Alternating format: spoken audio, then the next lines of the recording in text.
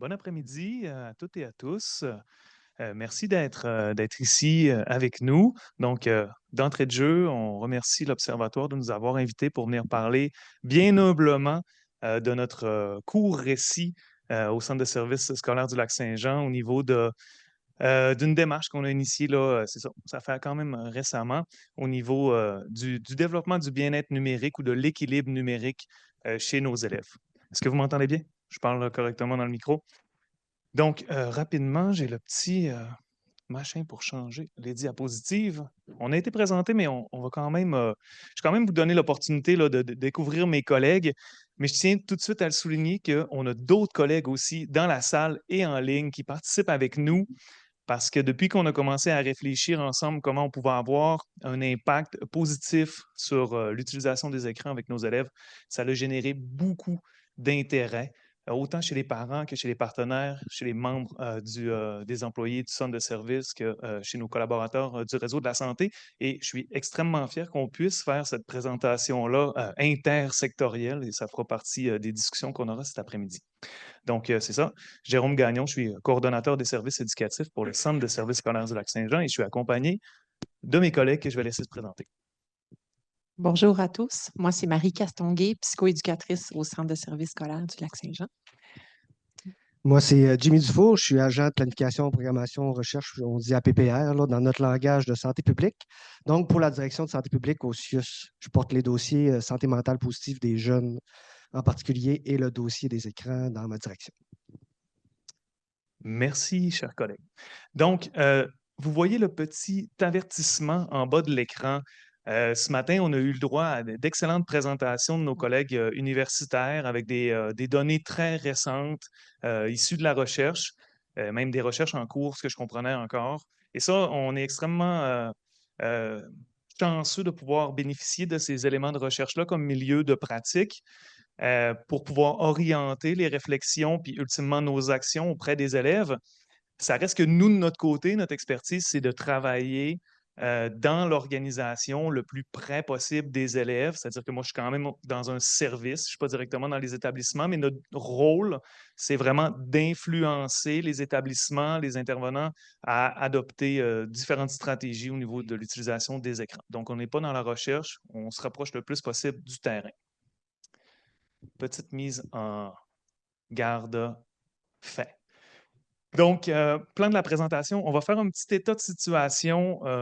On va pas, on va pas travailler beaucoup de données là, cet après-midi, mais quand même un peu. On va le faire, là, on n'a pas le choix. On en a aussi des données intéressantes, on va les utiliser pour se situer. Après ça, on va faire un peu l'historique, le portrait là, de départ de ce qui se passe chez nous au centre de services scolaires. On va vous parler un petit peu de la force qu'on a de travailler santé et éducation conjointement. Après ça, vous partagez, puis peut-être que les gens en ligne, comme autant dans la salle, ça pourra vous servir le plan d'action qu'on est en train, qui est assez peaufiné quand même, on va le dire, là, mais qui est encore en version de travail parce que la situation là, en lien avec les écrans, on l'a vu dans les présentations ce matin, c'est assez récent. Là, on dit du téléphone mobile individuel, donc on est dans un laps de plus ou moins 15 ans de travail là, au niveau de développer l'utilisation des différentes technologies, puis là, se conscientiser sur l'impact que ça a chez les élèves. Donc, c'est en évolution. Tout ça, on essaie de s'adapter. Et après ça, vous dire un petit peu les actions qu'on a entreprises depuis les 2 dernières années, plus ou moins 2 années et demie, puis voir qu'est-ce qui s'en vient d'autre dans notre organisation. N'hésitez pas là, à compléter si jamais c'est nécessaire. Parfait. Donc, d'entrée de jeu, puis ça, c'est peut-être un élément fort là, du travail dans notre centre de services scolaire pour ceux et celles qui sont peut-être moins familiers. La planification stratégique dans un centre de services scolaire, ça s'appelle un plan d'engagement vers la réussite. On est à la 2e édition des plans d'engagement vers la réussite. Donc, celui qui nous concerne en ce moment, c'est 23-27. On vient tout juste de le renouveler. Ça, c'est la planification stratégique, c'est bien quand elle concerne aussi des éléments ce qu'on appelle davantage environnement favorable au développement des élèves. Donc, nous, c'est climat sain et sécuritaire aussi. Ça nous donne les coups des franges pour pouvoir travailler sur des éléments qui, oui, touchent l'apprentissage des élèves, mais aussi leur développement global, leur épanouissement, puis l'actualisation de leur plein potentiel. Donc, notre plan d'engagement vers la réussite nous a amené dans l'enjeu 2 à identifier des objectifs spécifiquement en lien avec la santé des jeunes et l'utilisation des écrans. L'utilisation des écrans, on va l'élargir au développement là, des compétences, notamment à celle de la génétique. Donc, je vais quand même vous les présenter. Dans l'objectif, dans l'enjeu 2 que je disais, les environnements sains et bienveillants, donc, structurer une organisation de services en prévention des comportements à risque. Donc, d'une part, là, parce qu'on est dans un colloque qui traite du temps d'écran versus le développement optimal des jeunes, on veut assurément offrir l'opportunité aux élèves d'être physiquement actifs, puis de ne pas faire de la substitution que les écrans prennent plus de temps que ce qu'on leur propose d'opportunité d'être physiquement actifs. Donc, ça, c'est un objectif. Et je vous expliquerai qu'est-ce que le petit badge vert à côté veut dire tout à l'heure. Deuxième objectif de cet enjeu-là, c'est de réduire les comportements à risque. Et dans les comportements à risque, il y a notamment l'utilisation des écrans parce que l'utilisation des écrans amène aussi puis on l'a vu un petit peu dans les présentations ce matin, amène d'autres impacts. On va parler de la qualité du sommeil au niveau des habitudes de vie, de l'alimentation, mais aussi il peut avoir d'autres adéquations en matière de dépendance. En ce moment, ce qu'on observe, c'est même des adéquations entre l'utilisation des écrans et des substances psychoactives ou l'utilisation des écrans et des comportements problématiques sexualisés ou l'utilisation des écrans et de la consommation d'alcool. Donc, ça peut même être combiné, les problématiques. Donc, on essaie d'avoir des impacts pour réduire les comportements à risque dans cet objectif-là. Et on le fait notamment en utilisant des enquêtes de santé. Les deux qu'on utilise principalement, c'est l'enquête Compass, qu'on va présenter quelques résultats tout à l'heure, et l'enquête sur la santé des jeunes au secondaire. Au niveau du deuxième objectif, c'est de développer l'agir éthique chez nos élèves, donc qu'ils puissent être des citoyens numériques, éthiques, aujourd'hui et dans l'avenir, parce que l'objectif du réseau de l'éducation, c'est de former les citoyens de demain. Hein. Puis j'ai un collègue en santé qui nous dit que les élèves, c'est 20 de notre population, mais 100 de notre avenir. Donc, c'est important de travailler avec eux à ce qu'ils puissent prendre pleinement leur responsabilité dans la société. L'idée, c'est de travailler avec le continuum, le plan d'action numérique, le continuum de développement de la compétence numérique.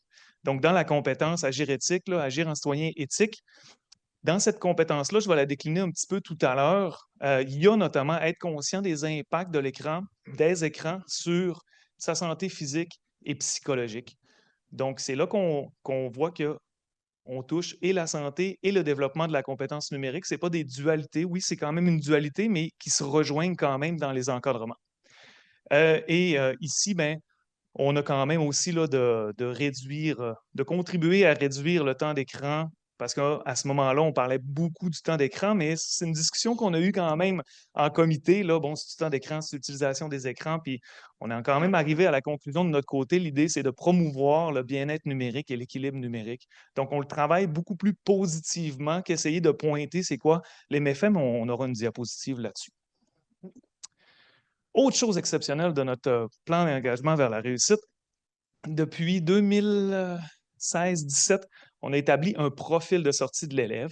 On l'a un peu peaufiné en collaboration avec les intervenants puis les élèves pour vraiment cibler continuellement, là, en processus d'amélioration continue, qu'est-ce qui était important selon nous de voir les élèves acquérir comme compétences, comme capacités, comme qualité au cours de leur parcours scolaire pour pouvoir être des citoyens actifs aujourd'hui et demain.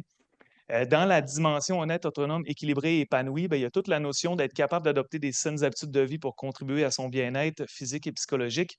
Et plus largement que ça, on a tout le développement de la pensée critique qu'on a parlé ce matin, de trouver sa place aussi dans notre univers connecté, mondialisé. C'est tous des déterminants qu'on essaie de travailler et la démarche au niveau des écrans nous amène à traiter de ces enjeux-là, assurément.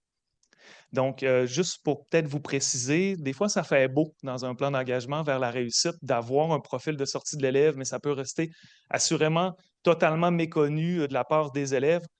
Donc, on s'est obligé comme organisation à ce que ça ne reste pas méconnu. Et avec une collègue, Julie, qui est ici dans la salle, on anime un comité d'élèves qui sont issus de la démocratie scolaire qui viennent de nos 27 établissements, écoles et centres, donc du primaire jusqu'à la formation générale des adultes et professionnels. Et ces élèves-là ont la responsabilité, avec nous, de nous assurer qu'on mette en œuvre des stratégies pour que les élèves puissent développer ce profil de sortie de l'élève-là, peu importe dans quel établissement il évolue, avec quel enseignant ou intervenant scolaire il travaille, qu'on donne des chances égales et équitables à tout le monde de pouvoir avoir différentes opportunités dans leur parcours scolaire de se développer. Donc, on ne veut pas que ça reste des beaux écrits. Mais par où commencer? Et là, Marie, je te cède la parole. D'accord. Merci, Jérôme. Donc, oui, c'est ça. Par où commencer? Ah, wow! Ce projet-là, il a commencé, en fait, par les constats que je faisais sur le terrain, parce que je suis psychoéducatrice en milieu scolaire primaire et je travaille au primaire et au préscolaire. Puis, tu sais, je ne pouvais pas m'empêcher de voir qu'il y avait certains défis, certaines problématiques qui émergeaient. Puis là, je me disais, mais comment est-ce qu'on va faire pour travailler là-dessus? J'avais l'impression d'avoir un peu comme d'être devant une pieuvre qui avait trop de pattes. Tu sais, fait que par où prendre la situation? Puis, c'est une question que je me suis posée seule, puis j'ai eu la chance de pouvoir me la poser avec les partenaires de nos équipes, de notre équipe du comité tactique et directeur euh, qui a préparé ceci, là. Tu sais, donc, en fait, c'est ça, c'est qu'on pouvait travailler en abordant la lunette de la santé physique, la relation avec les pairs, les habitudes de vie, le sommeil, la relation avec soi-même, l'estime de soi, euh, l'image corporelle, le milieu de vie, bref, tu sais, avec les familles, dans le milieu scolaire, dans la communauté. Bref, on pouvait aller un peu dans toutes les directions. Fait que c'était un peu le défi de départ, c'est comment circonscrire notre action et ben, à partir de là, Jimmy, C'est je te ça, laisse y aller. exactement. C'est là que nous autres, on a pu arriver aussi en santé publique pour jouer un rôle. Là. Vous avez vu qu'on est, tu sais, tantôt, on a dit l'avertissement praticien, mais moi, j'ai quand même une recherche dans mon titre d'emploi. Fait que c'est sûr que j'ai pu jouer un rôle auprès d'eux autres. Là, ce qu'on a fait, c'est vous montrer un peu les différents documents qu'on a consultés. Donc, ce que je veux que vous gardiez en tête, c'est que tout le long du processus, là, le 2 ans et demi qu'on a parlé tout à l'heure, on a continué à s'actualiser. On s'est donné une vision commune de ce que c'était les écrans, l'orientation qu'on avait, où ce qu'on voulait aller. C'était important de prendre le temps d'avoir ces discussions-là, de consulter ces ouvrages de référence-là. Là, vous voyez, il y a le plan d'action au niveau du gouvernemental, il y a aussi le modèle logique qui a été fait par l'INSPQ, le forum d'experts, le plan d'action numérique qui a été fait par le ministère de l'Éducation. Donc, on a consulté une multitude de documents de référence. Félix, j'avais assisté aux journées au niveau de la santé publique où tu avais fait une présentation, je l'ai ramené au comité. Donc, on a vraiment pris le temps de faire cette réflexion-là parce que c'était important d'avoir une vision commune puis un point de départ. Fait que là, on est comme tout rendu des gens qui s'intéressent à ça. Puis, le fait qu'il y ait plusieurs membres déjà qui soient là ici, ça témoigne de ça aussi. On veut faire avancer le dossier. Fait que ça a été surtout mon rôle, moi, dans le comité, là, de pouvoir jouer, d'alimenter, d'aller fouiller aussi au niveau de la commission parlementaire. Je me suis tapé une coupe de mémoire pour aller justement alimenter tous les défis que ça peut porter, puis s'actualiser parce qu'on n'a pas tant de positions. Ben, il y en a des positions, mais reste qu'il faut encore continuer à le réfléchir, puis on voulait faire ça pour cette raison-là. Ça représente quand même un enjeu pour un milieu scolaire qui souhaite porter des actions, qui ait beaucoup de connaissances qui se développent en même temps. Il faut essayer de les suivre. Les conclusions sont quand même nuancées, dans le sens où on ne veut pas bannir les écrans, il faut éduquer. Et là, il y a l'aspect du développement, il y a différents aspects. Marie, dans son corps d'emploi, il y a l'aspect tout aussi de la réponse à l'intervention. On a des actions de sensibilisation à faire, mais aussi dans les paliers 2, dans les paliers 3, des interventions plus spécifiques parce qu'il y a des comportements problématiques en lien avec l'utilisation des écrans. Ça fait en sorte que c'est une question qui est complexe à traiter pour des organisations. On est plein de bonne volonté, on ne veut pas être maladroit dans ce qu'on fait. Fait que c'est là qui est tout le défi de la question en ce moment là, de comment aborder le bien-être numérique chez nos élèves. Exact. C'est encore moi. Oui, vas-y. En plus, puis j'ai mon collègue Richard qui est ici, qui est conseiller pédagogique au niveau du récit, ce qu'on appelle. Donc, c'est tout le développement des technologies dans les moyens d'enseignement, mais aussi dans le développement de la compétence numérique des élèves. Comme milieu de l'éducation, on veut à la fois faire en sorte que les élèves utilisent davantage le numérique, mais qu'ils l'utilisent correctement, de manière équilibrée, puis que ça impacte le moins possible leur santé physique et psychologique. Fait que, en même temps, vous avez compris là, que dans les dernières années, là, on parle de moins de 10 ans, là, le milieu de l'éducation a investi massivement dans le développement dans l'utilisation des technologies, pas dans le développement. Dans l'utilisation des technologies. Donc, il y a beaucoup d'appareils qui sont entrés, il y a beaucoup de nouvelles stratégies pédagogiques qui ont été adoptées. On n'est plus juste à l'air d'avoir un rétroprojecteur, même plus seulement un tableau interactif, mais c'est maintenant c'est des iPads, c'est des portables individuels, c'est de la robotique, on fait de la programmation. Bon, comment on peut faire à la fois du développement de la compétence numérique en éduquant les élèves à comprendre puis à développer leur esprit critique. Ce n'est pas une dualité, il faut le faire les deux en même temps, puis il faut bien cibler nos actions. C'est le petit bout que je vous disais tout à l'heure, la génétique à l'ère du numérique. Donc, l'idée là, générale, c'est de développer sa conscience. Tantôt, on parlait là, de l'industrie qui essaye d'acheter notre attention à leur propre profit. Ils ne font clairement pas ça dans un souci de développement des communautés.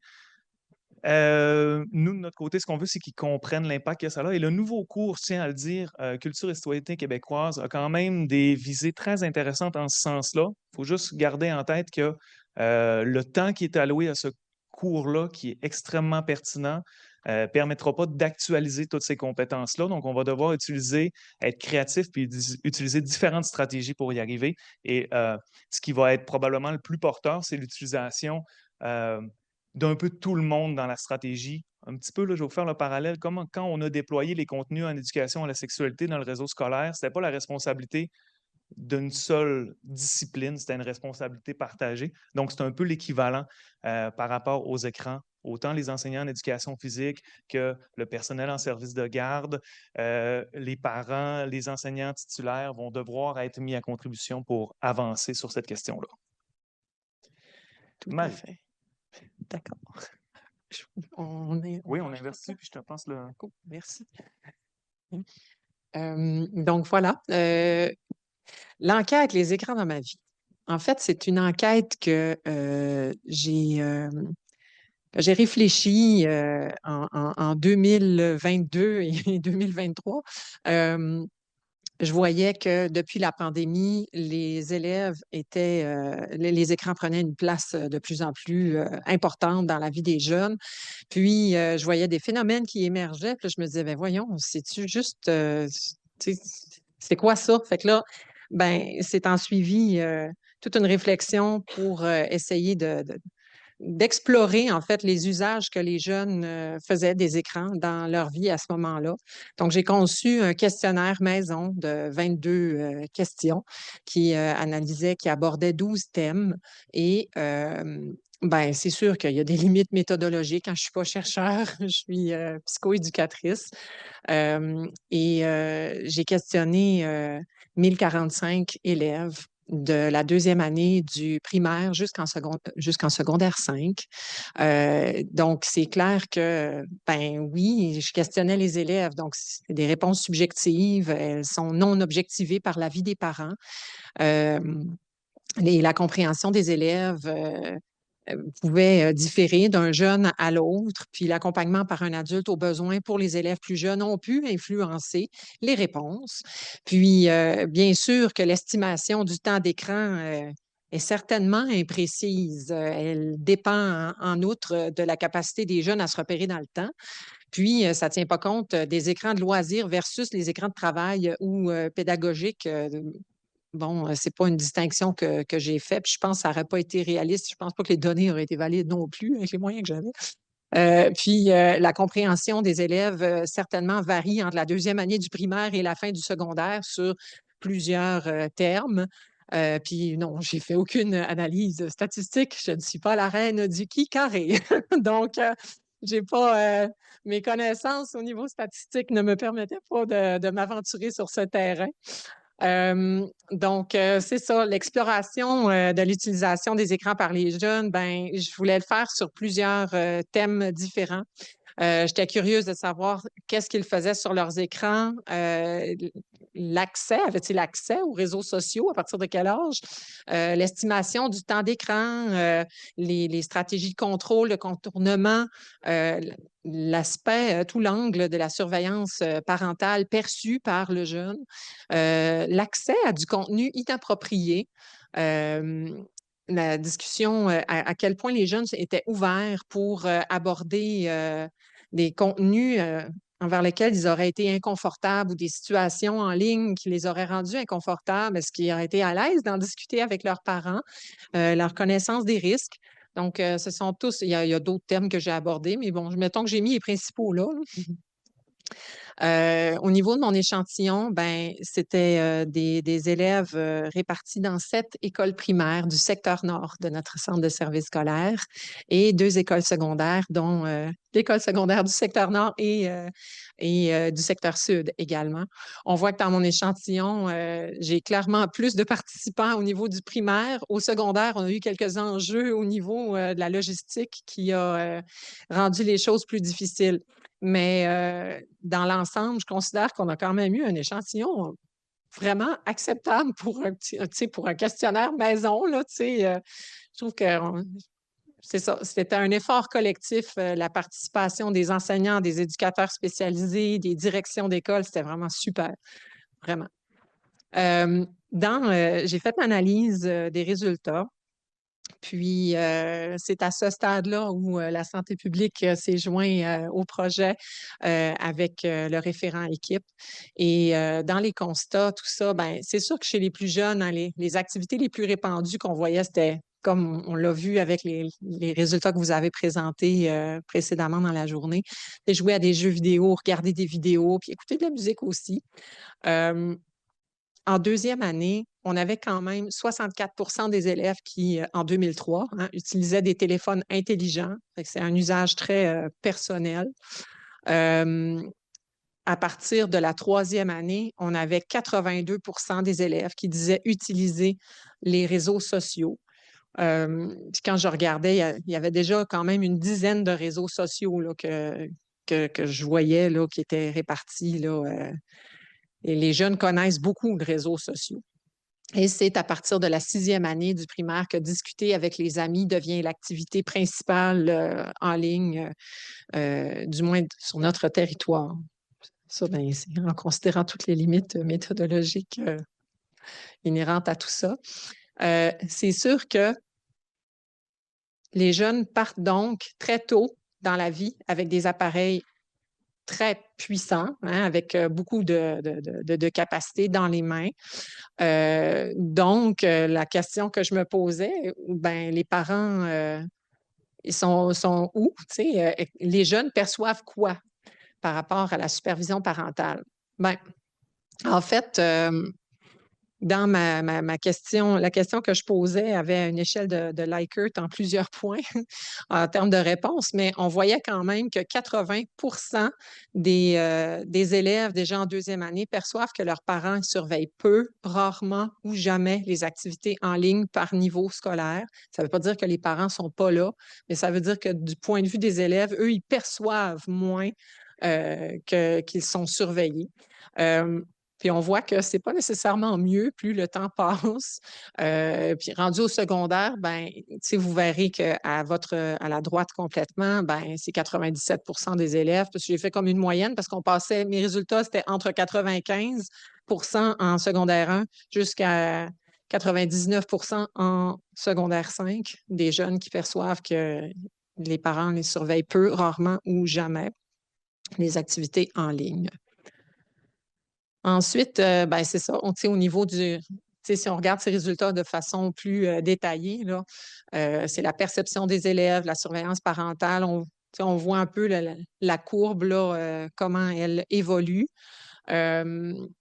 sais, si la courbe du jamais au départ, c'est peut-être que plus jeune, je me questionne, tu sais, sur le sentiment de sécurité que les parents peuvent éprouver par rapport au fait de laisser un appareil comme ça dans les mains des plus jeunes. Peut-être que par la suite, il y a peut-être un petit peu plus de surveillance qui s'installe. Puis d'ailleurs, tu sais, sur le terrain, ce qu'on voit beaucoup, c'est rendu quatrième, mais surtout cinquième année, sixième année, tous les conflits qui éclatent sur les Snapchat de ce monde, pour ne pas les nommer, ben, on voit à quel point, tu sais, puis souvent, les parents nous disent qu'ils n'étaient pas au courant, tu sais, quand on communique avec eux. Mais fort heureusement, par contre, une fois on les contacte, ben, ils se montrent, ils répondent présents à l'appel. Mm. Donc, c'est ça. Au niveau de l'exposition à du contenu que les parents désapprouveraient, l'enjeu avec cette question, il y avait plusieurs enjeux avec cette question-là. Comment aller vérifier si les jeunes étaient exposés à du contenu qui n'était pas approprié sans induire de pensée ou sans induire de comportement? Ben, fait qu'il fallait y aller de façon un petit peu détournée, mais ce qu'on voyait quand même, c'est que ah oui, puis j'ai mêlé, un indice aux autres indices de fréquence, j'ai mêlé, une raison. Parce que je me disais que si même si les élèves répondaient de façon anonyme au questionnaire, ben, tu sais, le fait de dire: «Ah oui, mais tu sais, c'était par accident», ça pouvait peut-être inciter plus de jeunes à aller, aborder le fait que, ben oui, tu sais, ils ont eu accès à du contenu qui était, qu'eux autres, ils considéraient comme que leurs parents, ils approuveraient pas, tu sais. Ça peut être du comportement ça pouvait inclure peut-être des comportements, agressifs, de la violence ou encore, peut-être même du contenu sexualisé. C'était possible. Donc, en moyenne, 34 des élèves de deuxième année rapportent être exposés à du contenu que leurs parents n'approuveraient pas, selon eux. Puis, donc, on avait 8 des élèves du primaire, hein, qui nous disaient que c'était rarement. On avait du parfois, souvent, très souvent, on en avait une petite recrudescence, mais je ne pense pas que ce soit statistiquement significatif. Bref, puis accidentellement, ben oui, 16 des élèves du primaire nous disent qu'ils ont eu accès accidentellement, mais au secondaire, ce qu'on voyait, c'était beaucoup moins accidentel. C'était quelque chose qui était beaucoup plus fréquent. Un cadre clair, ben, tu sais, il y a une des questions, tu sais, est-ce que tes parents t'ont expliqué les comportements interdits par la loi par rapport à la manière d'utiliser Internet et les appareils? Ben, on a quand même une forte proportion d'élèves qui ont répondu oui. C'est sûr, je me pose la question, ils ont compris quoi exactement? Mais, tu sais, au niveau de la cyber-intimidation, je pense que c'est quand même un contenu qui est très souvent abordé dans les familles. Maintenant, qu'en est-il des usages, tu sais, qui vont concerner, par exemple, des comportements sexualisés ou encore, le droit à l'image, ou, tu sais, ces choses-là sont-elles abordées? Ben, je ne suis pas convaincue qu'en deuxième année, ça risque d'être un sujet qui est abordé, à large là, dans les familles. Donc, tu sais, je me questionne. Puis à partir de quand avoir, ce type de conversation courageuse-là quand tu as un appareil dans les mains depuis que tu es très jeune, tu sais? Puis au niveau de la limite de temps d'écran, ben, on voyait quand même, dans les résultats que, heu, ben, plus tu es jeune, puis plus oui, tu sembles avoir une limite de temps d'écran par jour et mais il y a quand même des jeunes qui ne le savent pas. Mais encore une fois, ça veut pas dire que parce qu'ils ne savent pas qu'il y en a pas. Les parents, après un certain temps, ils vont probablement dire aux jeunes: «Hey, regarde, ça fait assez longtemps que tu es là-dessus, on ferme ça, puis va jouer dehors ou fais autre chose». Mais c'est ça. Il reste que, rendu en cinquième année, par exemple, ben tu sais, si tu as peu de limite de temps d'écran, tu sais, parce que c'est 36 et demi là, des élèves de cinquième année nous disent qu'ils ont une limite de temps d'écran par jour, puis on dit qu'on a des jeunes qui perçoivent quand même être relativement peu surveillés. ben, ça se peut-tu que les usages soient pas toujours appropriés? Ben, ça se reflète peut-être aussi dans ces fameuses conversations sur les réseaux sociaux que nous retrouvons à gérer sur le plancher quand on est à l'école. Au niveau du temps d'écran, ça va à date? Oui, OK. C'est bon. Au niveau du temps d'écran, je me suis rendu compte trop tard que j'ai mal réfléchi mes échelles, mais c'est pas grave. Tout ça pour dire que la semaine, effectivement, les jeunes utilisaient moins les écrans que la fin de semaine. Sauf que quand on dit, par exemple, en troisième année, un enfant sur 5 il consacre de 4 à plus de 5 heures par jour, ben, tu sais, j'entendais plutôt dans une présentation qu'à partir de 4 heures, on se pose des questions. Tu sais, l'effet de substitution, moi, il me questionne beaucoup. Puis en secondaire 3, près d'un adolescent sur 2, il consacre de 4 heures à plus de 5 heures par jour. Fait que c'est quand même beaucoup de temps consacré sur les écrans, mais encore là, je ne fais pas de distinction entre écran de loisirs, travail, etc. là, mais c'est ça, ça fait quand même plusieurs heures là-dessus. Puis la fin de semaine, ben, en troisième année, là, au lieu d'être un enfant sur 5, là, on a un enfant sur 3 qui y consacre de 4 heures à plus de 8 heures par jour. Puis la fin de semaine au secondaire, c'est 7 adolescents sur 10 qui y consacrent de 4 à plus de 8 heures par jour. Fait que c'est ce que ça donnait quand même. J'ai mis les graphiques là en détail pour les curieux. Donc, on voit comment que les courbes évoluent. Ça, c'est au niveau de la semaine. Tu sais, on voit que plus on est jeune, puis moins l'utilisation étendue dans le temps est présente. Par contre, plus les élèves grandissent, ben, tu sais, rendu en cinquième année, il y a déjà quand même beaucoup d'élèves, tu sais, un 60 d'élèves qui passent plus de 2 heures là, tu sais, sur les écrans et ça ne va qu'en augmentant. Au niveau de la fin de semaine, ben, tu sais, quand j'ai fait mon échelle, je me disais: «Ah, je vais mettre plus de 8 heures». Je pensais pas qu'il y avait nécessairement, mais bon, je pense que je vivais dans mon monde de licorne. Sauf que, tu sais, à quelque part, quand on dit qu'on a quand même, tu sais, pas loin tu sais, en fin de secondaire, près de 20 des élèves qui disent, regardez, utiliser les écrans plus de 8 heures par jour, ben, je me demande, il reste du temps pour quoi d'autre dans la vie de ces jeunes-là? Déjà qu'entre 6 et 8 heures, tu sais, si on regarde le jaune et le bleu foncé, ça va il y a quand même de fortes proportions d'élèves qui rapportaient utiliser les écrans longuement dans leur journée.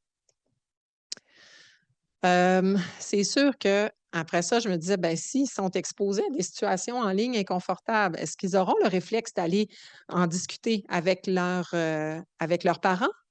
Donc, on voit quand même qu'une majorité d'élèves, surtout chez les plus jeunes, vont dire oui, moi, je vais aller voir mes parents. Mais regardez un petit peu à partir de la cinquième année, tu sais, ben, il y a quand même plus de 40 des élèves qui disent: «Ben, soit non ou je le sais pas». Ben, moi, je trouvais ça quand même préoccupant aussi parce qu'on va se le dire, c'est pas long des fois, quelques clics, puis ou encore des messages qui t'arrivent, puis des messages vraiment dénigrants et difficiles à prendre pour certains jeunes. Puis je me suis questionnée sur pourquoi est-ce que les jeunes, ils n'oseraient pas en parler. Je me suis dit peut-être qu'ils auraient peur de se faire enlever leur appareil, mais il y a peut-être d'autres raisons aussi. Puis je me disais que si tu as un jeune qui passe beaucoup, beaucoup, beaucoup de temps sur les écrans, ben, qu'en est-il des impacts sur les relations, puis la qualité des relations familiales? Puis, tu sais, on l'a vu un peu plus tôt dans la journée, dans les présentations, que ça pouvait effectivement avoir un impact sur l'attachement, la qualité des relations d'attachement entre parents et enfants. Ben, je pense qu'il y a peut-être de ces aspects-là qui peuvent être, à considérer comme piste de réponse. Au niveau de la connaissance des risques, les résultats suggèrent qu'il y a près de la moitié des jeunes qui ne semblent pas connaître les risques liés au fait de trop utiliser Internet, par exemple, En moyenne, 52% des élèves du primaire rapportent qu'il n'y a pas de risque à trop utiliser Internet ou encore ils ne savent pas, comparativement à 43% des élèves du secondaire. J'étais vraiment surprise parce que je me disais qu'avec tout le battage médiatique qu'il peut y avoir par rapport aux risques, ben probablement que je me serais attendue à ce que les élèves du secondaire aient davantage de connaissances à ce sujet, mais il semblerait que non, ce n'est pas tout le monde qui a accès à ce type d'informations-là. Donc, en bref, ce que je me disais par rapport aux résultats, c'est sûr que l'accès très, très tôt dans la vie à des appareils hyper performants, de manière quand même relativement autonome du point de vue des élèves, qui voient moins la présence de la surveillance parentale, l'exposition à beaucoup de matériel audiovisuel tôt au primaire, puis à du contenu que les parents n'approuveraient pas nécessairement, l'accès très tôt aux réseaux sociaux. Quand même, plus de 80% des élèves qui sont sur les réseaux sociaux dès la 3e année, alors que bien la plupart des programmes de prévention qu'on a qui parlent de l'agir éthique, puis la cyberintimidation, puis tout ça, ça vise bien plus des élèves de 3e cycle. Fait qu'il y avait comme un trou là qu'on était en mesure d'identifier pour qu'on puisse agir plus tôt. Et beaucoup de temps passé sur les écrans, donc moins de temps pour les autres activités qui auraient été utiles au développement des élèves. Puis c'est ça, peu de supervision parentale perçue. Donc, c'est un petit peu les questionnements que je posais en cours de route là, par rapport au sentiment de sécurité des familles lorsqu'ils placent l'appareil dans les mains de leur enfant. Et l'équilibre dans tout ça, où est-ce qu'on peut le retrouver? Au regard de la qualité des relations familiales, c'est sûr que ça m'amenait des questions, ça soulève des questions. Puis à partir de quand avoir des conversations courageuses sur les comportements souhaitables et interdits avec les écrans sans induire de comportement? Puis mettre des limites, mettre des limites, c'est un casse-tête pour vraiment beaucoup de familles par rapport à ces aspects-là.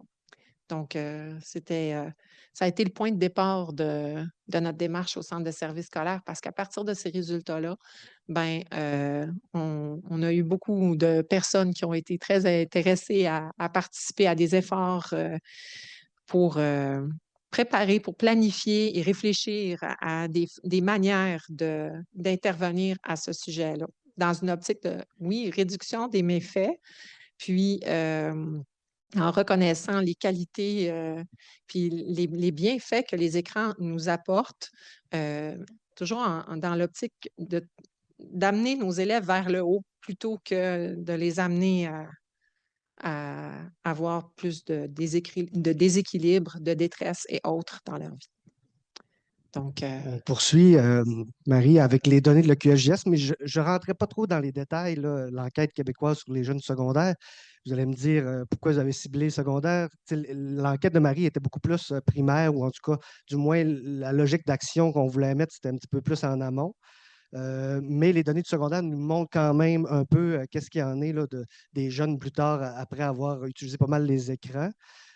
Mais on va y aller assez rondement parce qu'il y a eu quand même pas mal de données qui ont été dites là, depuis ce matin. Fait que ça va être pour les curieux, puis peut-être juste vous dire comment nous autres, on l'a vu. Puis les données de l'EQSJS sont arrivées après l'enquête de Marie, là, dans la séquence. Donc, on a utilisé bien avant les données de cette enquête-là, des écrans dans ma vie, pour pouvoir mobiliser, pouvoir se poser des questions. Ça a vraiment été un moteur pour pouvoir faire avancer là, tout ce questionnement-là, puis ces actions-là qu'on voulait mettre en place. Donc, au niveau de l'EQSJS, ben, ils ont mis les données en fonction du 24 heures des habitudes de vie. Là. Donc, ça, c'est ce que vous connaissez déjà, les kin, là, je m'adresse à vous. Donc, le 28 au niveau des jeunes actifs, fait que ça, c'est vraiment qui respectent le SUE, c'est-à-dire le 60 minutes. Ensuite, au niveau du dormir, ben, c'est 50 qui ont dormi le nombre d'heures recommandées par jour. Fait que, encore une fois, on peut se poser des questions. Ça va toujours être des choses qui vont nous amener à nous poser des questions. Puis, tout l'aspect de la sédentarité là, par s'asseoir avec le 43 au niveau du temps d'écran de loisirs. Donc, fait que ça nous a amené encore une fois à consolider tout ce qu'on avait déjà recensé dans nos données. Après, ben, c'est sûr que dans les nouvelles questions de l'EQSJS qui vient de faire un cycle d'enquête cette année qui vient de sortir, donc on a intégré le temps d'écran. C'est juste une variable. Donc, l'enquête de Marie, les écrans dans ma vie, c'est ça. permettait d'aller un petit peu plus loin là, dans qu'est-ce que les jeunes font avec leurs écrans, puis un peu leur perception qu'ils ont. Mais là, on a plus la notion du temps d'écran. Puis on voit encore une fois là, que c'est des choses préoccupantes, puis ça revient un petit peu aux mêmes données là, qui avaient été présentées précédemment. Puis on voit que la fin de semaine, le temps est moins respecté aussi en termes de recommandations. Là, je passe très vite. On le sait que ça peut avoir un impact aussi au niveau de la santé mentale. Donc, comme vous voyez dans les données qu'il y a ici présentement, ben, c'est toujours quelque chose qu'on a suivi. Puis on voit qu'au niveau statistique, ben, c'est en augmentant. Puis ça, c'est des diagnostics auto-rapportés. Puis on a aussi des questionnements un petit peu plus précis à se faire là, par rapport aux jeunes filles parce qu'on voit que l'écart entre les garçons et les filles là, est quand même assez important. Fait que ça, c'est des choses que nous autres, la santé publique, on s'interroge, puis le centre de service scolaire aussi, là, après y avoir présenté ces données-là, petit questionnement. Là, fait que là, je ne mets pas autant de nuances que ma gang de surveillance dans mon équipe. Là, ils donnent encore plus de nuances, mais je vous présente ça grosso modo. Mais il y a beaucoup de nuances à mettre quand on présente ce genre de données-là. Ensuite, au niveau de la santé mentale florissante qui est en baisse, ben, ça aussi, c'est une autre donnée. La santé mentale positive, ben, c'est le concept que tout le monde a une santé mentale, donc ils vont poser beaucoup de questions sur l'estime de soi, sur la confiance, sur comment rentrer en relation avec les gens. Puis depuis les derniers cycles d'enquête, ben, on voit que ça descend, donc on est préoccupé par ça. Fait que ça, c'est d'autres variables qui sont venues mobiliser les troupes, se dire ben, il faut qu'on fasse quelque chose. Le Compass, ben, c'est une étude qui est utilisée aussi dans les milieux scolaires, puis est venue aussi générer vraiment des questionnements. Je vais passer Compass. Donc, la méthode qu'on a utilisée, nous autres, pour pouvoir se mettre en action, ben, c'est vraiment quelque chose de systémique. Hein. Ce n'est pas un problème. On ne peut pas régler une seule variable. Tu sais, au début, on se posait la question comment y arriver? Il y a bien trop de choses à traiter. Qu'est-ce qu'on va faire? Ben, nous autres, le référent équipe, c'est comme un référentiel de compétences qui nous permet d'agir sur plusieurs choses puis de diviser la tâche en plusieurs morceaux. Parce que si on fait juste se concentrer sur une affaire puis qu'on ne met pas de l'intensité ou ce n'est pas structurant, ben, on va avoir des limites à avoir un impact. Donc, nous autres, ça a vraiment été réfléchi dans une logique école, famille, communauté.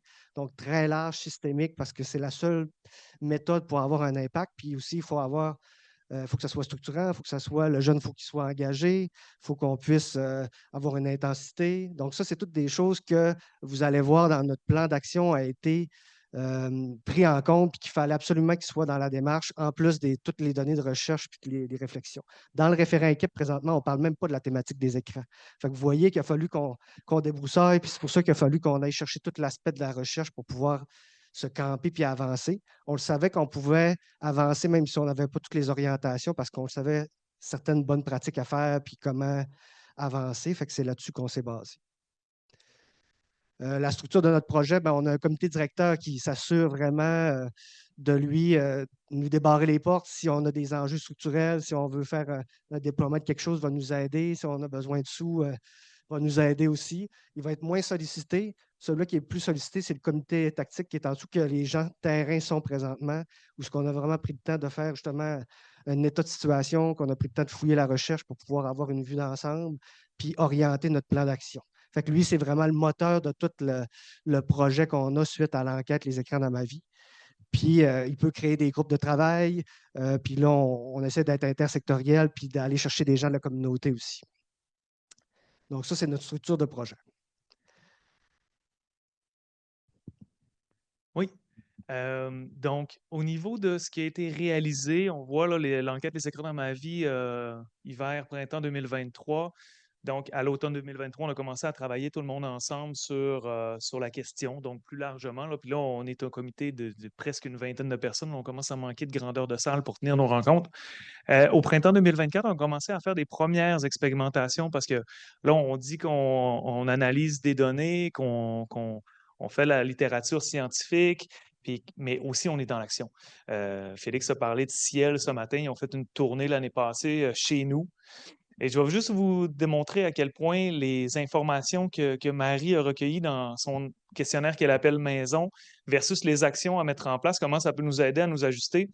si elle nous proposait initialement de tenir l'atelier qui s'appelle Bien-être numérique en 6e année, ce qu'on a fait l'année passée, mais quand on regarde les données de Marie, on se rend compte que les élèves, majoritairement, vont commencer à avoir accès à des appareils en 2e, 3e année, puis à avoir une utilisation d'Internet à ce moment-là aussi, à un très haut pourcentage.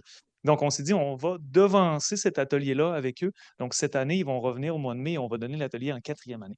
Déjà, là, parce que c'est sûr que les ateliers, il faut considérer aussi qu'ils ne sont pas nécessairement montés pour des enfants de 7-8 ans, ils sont peut-être plus montés pour des enfants de 9, 10, 11, 12 ans. Donc, en 4e année, c'est un bon moment pour venir systématiquement venir porter une action où là, on ajuste le discours de tout le monde, puis en même temps, ça ajuste le discours, la compréhension, puis la capacité d'intervention des enseignants aussi, qui sont nos collaborateurs de premier plan avec les élèves. Donc, on a commencé ces activités-là l'année passée. Après ça, bon, on est en écriture du plan d'action. On l'a présenté en version préliminaire à différentes reprises aux directions d'école depuis l'année passée. Cet automne, il y a eu des actions plus dans les écoles secondaires en lien avec les collègues là, du référent équipe, des activités, justement, Félix parlait encore de pause ce matin, donc des journées sans écran, par exemple. Et c'est là que je parlais avec Andréane tantôt du principe de substitution, mais positive. Comment dans nos écoles, on peut s'assurer d'avoir un environnement suffisamment dynamique, favorable pour l'engagement des élèves dans différentes activités, qu'elles soient physiques, sociales, communautaires, scientifiques, etc., pour qu'ils puissent avoir des activités qui les interpellent autres que d'être sur leur écran en train de communiquer entre eux, mais non pas face à face. Fait qu'on a fait ça cet automne, ça a été quand même très profitable. On a vu plein de belles choses, puis je pense que ça a contribué à mobiliser encore plus de gens autour de la question. En décembre, on a tenu une action qui a eu une portée assez grande. On a organisé, là, c'était la 3e édition de notre grand rassemblement numérique. C'est sûr qu'on lui a donné une couleur très agirétique, très outil d'intervention pour les intervenants dans les écoles. Donc, on a donné différentes formations avec des universitaires, des organismes. On a touché presque 600 personnes dans notre centre de service pour la journée de formation. Ça a été vraiment un grand coup. Mes collègues ici dans la salle ont collaboré, mais autant des formations qui touchent des actions de prévention universelle que des actions spécifiques. Donc, exemple, le personnel psychosocial ou les éducatrices en prévention des dépendances qui se sont formées à l'utilisation problématique d'Internet ou à utiliser les outils débat Internet quand on est rendu plus dans un haut niveau d'intervention.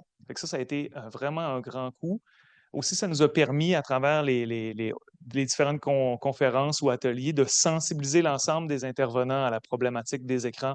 Parce que tout à l'heure, Andréane parlait des services de garde en petite enfance, mais les services de garde en milieu scolaire aussi, puis tu l'as nommé, là, utilisent les écrans comme dans les classes. Et ça, bon, on a besoin de tout le monde, là, Techno-Férence, là, qui vient d'apparaître dans le bas de mon écran. On a besoin de tout le monde pour pouvoir améliorer l'environnement dans lequel évoluent les enfants. Et là, on est justement rendu à planifier là, une nouvelle vague d'action pour ce printemps. Oui, s'il te plaît. On va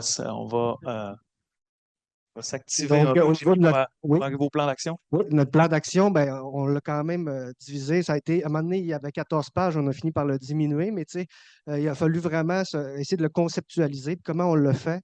Ben, on s'est donné 2 objectifs majeurs qui étaient beaucoup plus en termes de sensibilisation de l'information, hein, pour que tout le monde nous suive, parce que nous autres, on avait fait ce travail-là en comité, mais il fallait amener les gens vers ça aussi. Donc, encore une fois, dans une perspective systémique.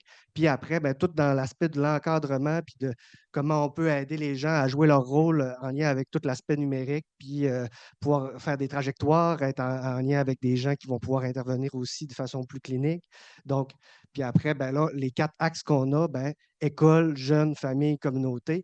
Puis on tenait vraiment à mettre la distinction au niveau école parce qu'on trouvait ça important de prendre le temps de faire cette réflexion-là à même la structure. Fait que c'est la première axe qui va arriver au départ parce qu'il faut prendre le temps de réfléchir sur les méthodes. Puis on avait un centre de service scolaire qui était prêt à faire cette démarche-là, donc on était bien content de pouvoir aller là. Puis, fait que, ça faisait partie des démarches qu'on voulait faire. Puis après, voir comment on peut. Puis vous allez voir dans notre comité tactique, ben, c'est assez représentatif de ça aussi en termes d'axes. On a des gens qui sont de tous les horizons pour pouvoir jouer ce rôle-là puis rejoindre ces gens-là aussi. c'était beaucoup plus logique de dire que notre école, avant de commencer à proposer des façons de faire à d'autres personnes, qu'on commence par regarder qu'est-ce qu'on fait nous-mêmes dans notre école, puis de quelle façon est-ce que nous, on peut optimiser notre façon de faire, nos façons de faire pour soutenir le développement de nos élèves. Ça semblait beaucoup plus congruent, ça, que par exemple, d'aller proposer à des familles quoi faire sans qu'on ait fait l'exercice pour nous-mêmes. Donc, on était vraiment dans cette logique-là d'entrée de jeu, puis auprès des jeunes, mais on sait très bien que si éventuellement, après avoir fait toute cette démarche-là, si on n'a pas, si on n'ouvre pas le dialogue sur le sujet avec les familles, on sait aussi qu'on va passer à côté du bateau. Mais donc, c'est pas ça qu'on veut non plus, mais à un moment donné, il faut qu'on commence quelque part, puis notre carré de sable, ben, semble être le bon endroit pour débuter. Le plan d'action, donc, toute la section en bleu là qu'on voit, c'est pour l'axe 1 au niveau de l'école. Puis, on voit tous les objectifs spécifiques ici qui concernent à la fois la sensibilisation et l'encadrement. Donc, tu sais, puis quand on disait, ben oui, avoir des règles, mais s'assurer de les appliquer, hein, qu'elles doivent être appliquées, ben on a ça aussi, là, tu sais, renforcer la cohérence des pratiques d'encadrement des écrans à l'école et dans les services de garde. On a cette lunette-là. Sensibiliser le personnel scolaire à l'utilisation pédagogique du numérique hein, pour aller optimiser les effets. Former le personnel scolaire à reconnaître et intervenir auprès des jeunes à risque en matière d'utilisation des écrans et d'exposition au contenu inapproprié en ligne. Donc, tu sais, j'en nomme seulement quelques-uns, le temps en file. Ici, au niveau de l'axe des jeunes, on retrouve encore l'aspect de sensibiliser et aussi d'encadrer. Ensuite, au niveau de la famille, on retrouve également des objectifs et des moyens qui sont propres à chacun, ainsi qu'au niveau de la communauté. Donc, on voit quand même, j'ai fait un survol, là, mais pour les curieux, vous aurez l'occasion probablement d'aller consulter plus en détail le contenu. Tu Oui, veux ben y peut-être aller? même juste comme on a passé rapidement, on savait comme on était trois, puis qu'on avait un temps court, on allait manquer de temps pour aller en profondeur, mais tu sais, on est disponible, là, vous pouvez communiquer avec nous. Peut-être que par l'Observatoire, là, vous aurez accès, mais s'il y a des questions ou accès aux informations, on est très ouvert et on le fait déjà depuis un moment là, à le partager puis à réfléchir avec les gens parce qu'on ne pense pas avoir la science infuse non plus dans le sens où ce qu'on souhaite, là, puis c'est un peu les 5 clés. Là, la première, qui est comme en bas à droite de mon côté, là, c'est la proactivité. L'idée là-dedans, c'est que on est proactif puis on veut avancer, on veut travailler avec les membres de notre personnel, avec les familles, la communauté, mais aussi avec les élèves, parce que c'est les principaux intéressés. Puis ils sont bons aussi pour nous dire que nous-mêmes, on n'est pas bons dans l'utilisation de nos écrans, euh, autant en tant que parents qu'en tant qu'organisation, et ils ont raison. Juste pour peut-être vous faire une petite démonstration de ça, là, on pense qu'on est très bon, mais dernièrement, là, la sous-ministre à l'Éducation a encore envoyé une lettre au réseau scolaire pour dire hey, l'utilisation des écrans en contexte de service de garde, c'est à proscrire parce qu'on souhaite avoir des repas conviviaux. Mais on est encore là quand même en 2025, c'est-à-dire à améliorer notre carré de sable. Puis c'est ce que Marie et Jimmy disaient tantôt. Avant d'aller essayer d'influencer les différents partenaires, c'est vraiment de dire on va commencer par être meilleur dans ce qu'on fait, puis après ça, on verra comment on peut travailler avec les autres. Des collègues du CREPA qui sont là aussi, puis à travers la Gaillarde, ont cet intérêt-là de travailler avec les familles. On a différents organismes communautaires. Je vois Monica qui est là, puis on est sur des regroupements sur notre territoire avec l'entente de complémentarité, MESMEC notamment, puis les stratégies 0-8 ans. On peut travailler avec le communautaire puis les familles, mais comme organisation scolaire, on avait nos devoirs à faire aussi. Dans les 5 clés qu'on a identifiées, ben, il y a l'utilisation des ressources existantes. On n'a pas besoin de reconstruire tout. Il y a tellement de beaux matériels qu'ils utilisent, Pause, Ciel, etc., Habilo Média. On les a documentés puis on les a rendus accessibles par contenu pour les catégories d'âge, si on veut. Fait qu'on essaie de faciliter le travail de nos collègues qui n'ont pas nécessairement toujours le même temps que nous pour faire cette recherche-là. Utiliser les bonnes pratiques en promotion-prévention, travailler sur les environnements favorables pour les jeunes, notamment. Puis après ça, les approches en réduction des méfaits, etc. Avoir une approche systémique. On n'a pas laissé chacun de nos établissements s'organiser comme centre de service scolaire, on a une approche qui est organisationnelle et on a une approche qui est intersectorielle, ce qui nous permet d'aller quand même beaucoup plus vite. Si on vous présente sur un délai court, là, c'est plus ou moins 2 ans de discussion et d'action, mais on arrive quand même à avoir rejoint 27 établissements et centres, des centaines de membres du personnel, différents partenaires, incluant des parents. Là, je vois Mme Mélanie qui est là, qui est vice-présidente du conseil d'administration du centre de service, mais aussi qui est la représentante du comité de parents, qui ont eux aussi des préoccupations, beaucoup, puis qui souhaitent travailler avec nous dans ce sens-là. Donc, ça démontre, je pense, un petit peu l'approche qu'on a utilisée puis la force de la démarche. On ne les nommera pas un par un, mais juste pour vous montrer la diversité des acteurs. Exact. Ça, ce sont tous les membres du comité tactique. Donc, il y a plusieurs, il y a quelques-uns de ces membres-là qui sont avec nous aujourd'hui. Donc, quand même, on provient de différents horizons. Puis on en est fiers. Oui, on en est fiers. Oui. On en est fiers. Donc, c'est ça. Bravo. Bravo, merci beaucoup. C'est vraiment une très belle mobilisation du milieu et vraiment, vous avez mis la table. C'est intéressant de savoir que dans la région, là, on a déjà cette expertise qui est en train de se mettre en place. Vraiment bien. Merci. On va peut-être ouvrir les lumières, si vous voulez bien, pour qu'on puisse passer à la période de commentaires et questions. Comme on a commencé un peu plus tard, on va se permettre de finir un petit peu plus tard. Donc, j'ai une question, moi, d'une personne en ligne. Compte tenu des spécificités développementales des enfants de maternelle 4 ans et 5 ans, développement rapide et grand impact de la substitution, y a-t-il des mesures particulières pour le préscolaire?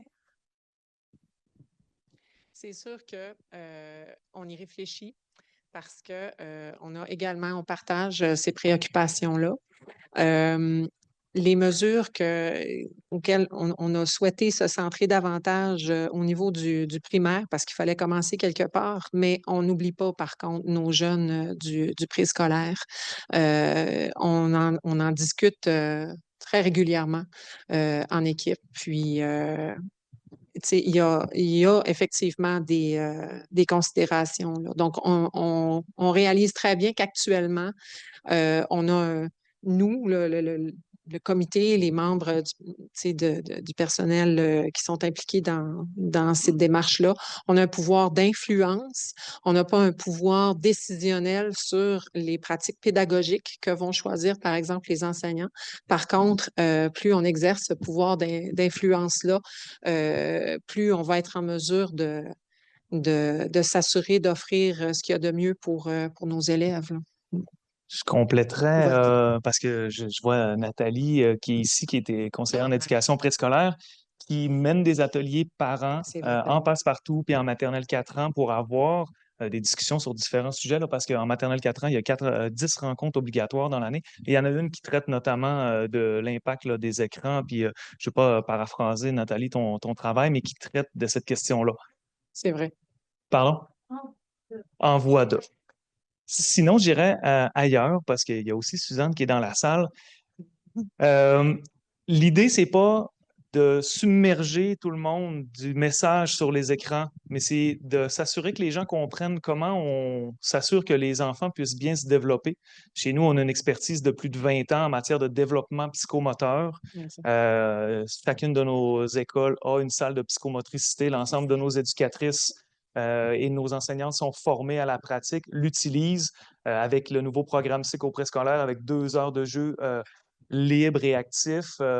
Donc, on a davantage d'utilisation de l'extérieur aussi. Tu sais, c'est différentes stratégies qui font en sorte que les enfants évoluent dans un contexte où ils ont les opportunités pour pouvoir se développer.